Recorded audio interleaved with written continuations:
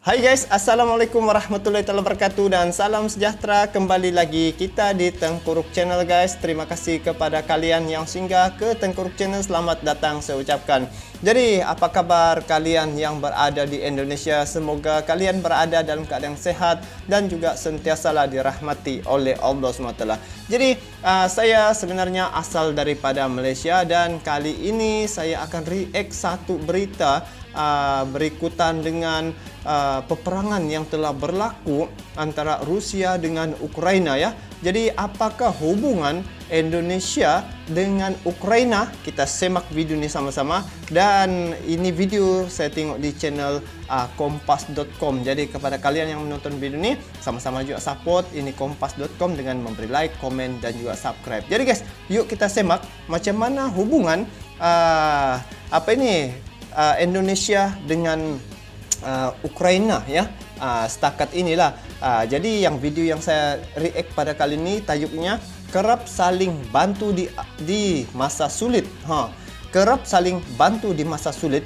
Inilah kenangan Ukraina dan Indonesia. Jadi yuk kita semak apa kenangan Ukraina dan Indonesia nih guys. Jadi jom kita saksikan video ini sama-sama.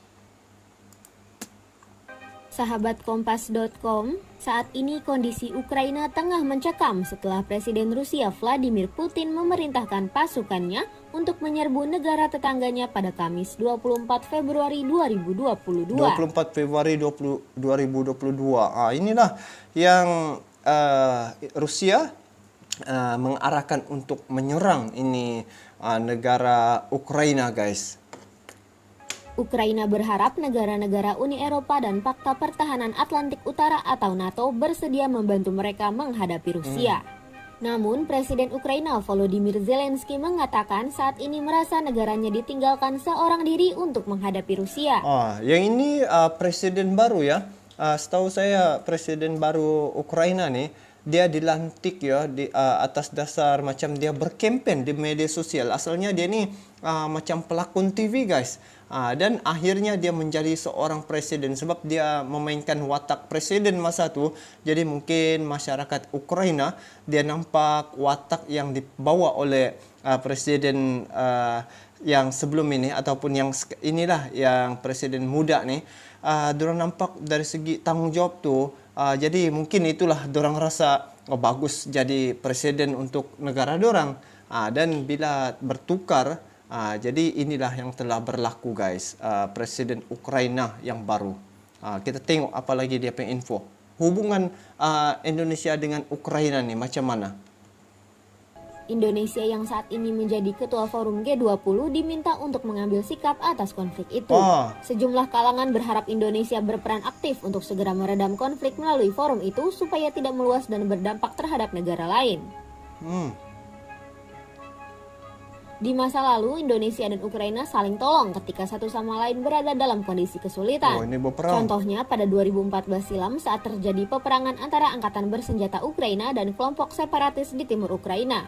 Kala itu dilaporkan lebih dari 6.000 orang tewas dan 11.000 warga Ukraina cedera.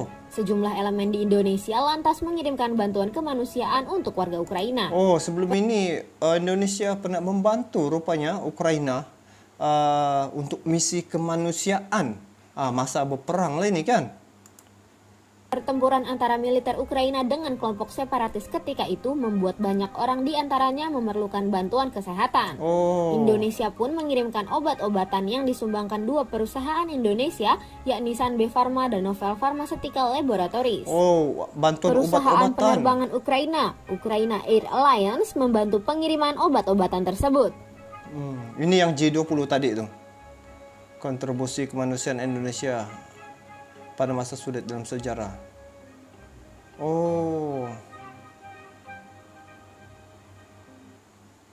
Meskipun Ukraina dan Indonesia secara geografis terpisah jauh, kedua-dua negara memiliki kemauan yang sama untuk hidup dalam aturan yang berdasarkan hukum masyarakat demokratis. Walaupun jauh guys. Tapi Indonesia kirim juga bantuan. Indonesia dan Ukraina sama-sama memiliki sejarah perjuangan demi kedaulatan.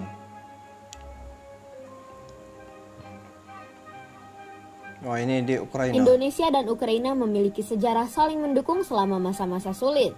Pada 17 Januari 1946, delegasi Ukraina di Perserikatan Bangsa-Bangsa atau PBB mengangkat tentang aksi militer Inggris dan Jepang yang terlibat dalam operasi militer melawan rakyat Indonesia. Oh.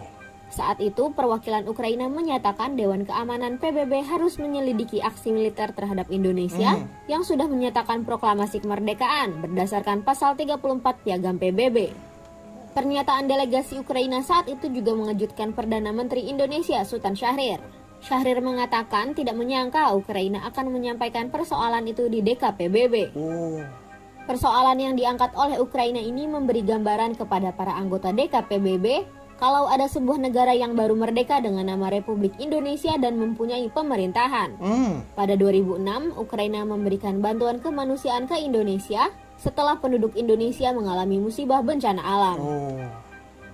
Terkait agresi eksternal pada 2014 yang terjadi di Ukraina, Indonesia menjadi negara pertama di Asia Tenggara yang menyuarakan dukungan bagi kedaulatan dan integritas wilayah negara Ukraina. Oke, guys. So, itu nampaknya ya, itulah kenangan ya Ukraina dan Indonesia. Rupa-rupanya Indonesia dengan Ukraina ni pun adalah satu negara ya yang bekerja sama yang baik sudah lama, dan apabila berlaku isu seperti serangan ataupun peperangan antara Rusia dengan Ukraina, di sini Indonesia diminta untuk menjadi orang tengah ya, dan sudah kita nampak ya, dan ramai yang tahu bahwa Presiden Indonesia dijadikan sebagai presiden ya untuk G20, dan diminta Presiden Indonesia ni untuk berbicara menenangkan ya, ataupun mengawal ataupun menasihati Rusia dengan Ukraina agar jangan berlaku peperangan, disebabkan kalau berlaku peperangan, biasalah guys, kita sudah tahu ya, kalau berlaku peperangan ini akan banyak perkara yang akan terjadi yang boleh menyebabkan ekonomi dunia terganggu ya.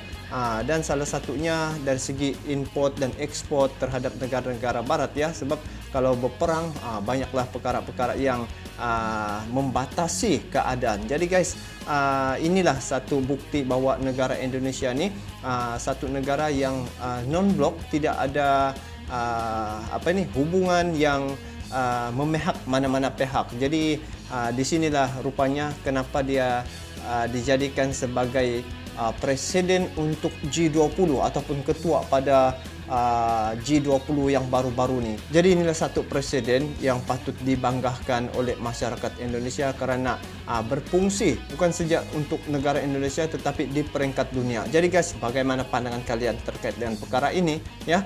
Bolehlah komen di bawah. Jadi itu saja untuk kali ini, kita bertemu lagi di video akan datang. Sampai jumpa lagi. Assalamualaikum warahmatullahi wabarakatuh.